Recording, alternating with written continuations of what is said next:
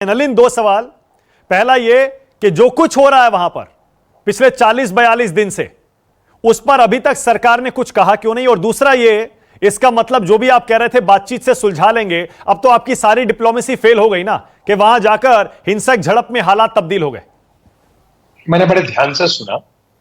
इस बात को जरूर कहना चाहूंगा कि कांग्रेस पार्टी हमेशा देश के सुरक्षा को लेकर राजनीति करती है। बालाकोट पे भी प्रश्न उठाए थे हमारे वीर जवानों पे, और सर्जिकल स्ट्राइक पे भी उठाए थे। यहां तक कि उनके कई नेताओं ने कहा वहां पेड़ गिरे, और उनके शीर्ष नेता का बयान पाकिस्तान ने उसका पूरा प्रयोग किया विश्व के स्तर पर।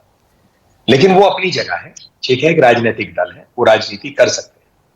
पहली बात, हमारी श्रद्धांजलि हमारे वीर जवानों को, हमारे अफसर को, जिन्होंने देश की हिफाजत के लिए अपनी सबसे बड़ी कुर्बानी दी। दूसरी बात, चीन पे ब्लंटली कहूं तो भाजपा को पाठ मत पढ़ाइए। 1950 से लेके जब यूएन सिक्योरिटी काउंसिल को देन दिया गया था, पढ़िएगा थोड़ा इतिहास, से लेके आज तक अक्साई चीन कैसे उनके कब्जे में गया है, ये एक लंबे दौर और विफलता है। लेकिन आज ये उसका मौका है। आज बहुत स्पष्ट कहने का मौका है कि आज इस देश में राजनीतिक इच्छा शक्ति है कि देश की सुरक्षा के लिए जो उचित कदम है उठाए जाएंगे। और हमारे सेना हो, हमारे एयरफोर्स हो, हमारी नेवी हो, वो हमेशा, उनके पास अब राजनीतिक इच्छा शक्ति की छूट है कि जो उचित कदम उठाएं। गलवान में जो विषय आया है, डी एस्केलेशन के बाद जब चीन ने यह किया है, तो हमें यह नहीं भूलना चाहिए कि कहीं ना कहीं कुछ हुआ है वहां पे। चीन उसकी पुष्टि अभी नहीं कर रहे, फिगर्स नहीं दे रहे, क्योंकि उनके एंड पे कैजुअलिटीज माना जा रहा है बहुत ज्यादा है। दूसरी बात कि यहां पर हमें इस बात को रखना चाहिए कि डोकलाम हुआ था, डोकलाम में हमें जो कदम उठाने थे हमने उठाए और भारत हिला नहीं।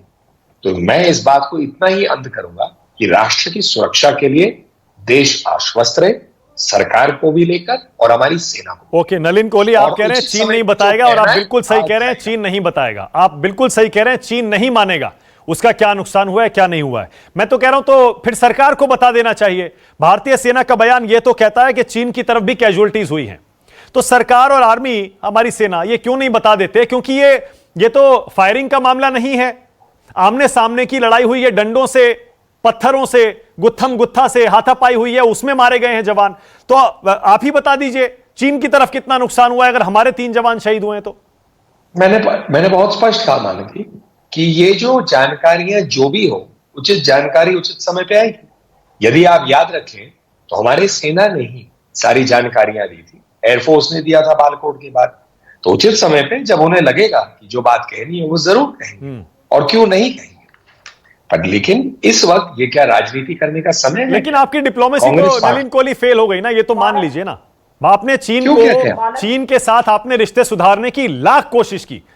The prime minister bent backwards, ये कहना गलत नहीं होगा, उन्होंने सब कुछ किया जो करना चाहिए, लेकिन उसके बावजूद अगर हिंसक झड़प तक बात आ जाए और हमारे 3 जवान शहीद हो जाएं, नलिन कोहली, आप मानेंगे ना कि बातचीत, डिप्लोमेसी सब नाकाम हो गया चीन के साथ?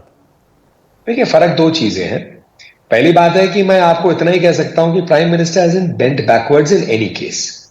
कहीं पर भी किसी चीज में भारत का अंतरराष्ट्रीय स्तर पर जो वर्चस्व है, बड़ा है, घटा नहीं।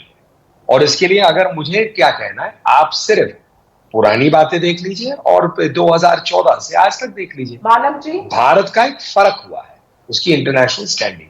तो ये अपने पीठ को पीछे बेंड करके नहीं होता है, ये अपनी बात पर खड़े नहीं, मैं तो ये कह रहा हूं, रिश्ते सुधारने के लिए अगर पड़ोसी से, जिससे हमारे रिश्ते अच्छे नहीं रहे, युद्ध हुआ है हमारा उनसे रिश्ते सुधारने के लिए अगर आपको पीछे झुकना भी पड़े और उससे फायदा हो जाए तो कोई दिक्कत नहीं है, मैं तो ये कह रहा हूं। लेकिन सारी एक्सरसाइज बेकार हो गई ना नलिन कोहली, अगर 3 जवान हमारे शहीद हो गए, और खबर तो यह भी है कि हमारी सीमा के अंदर घुसकर बैठे हैं चीन के फौजी।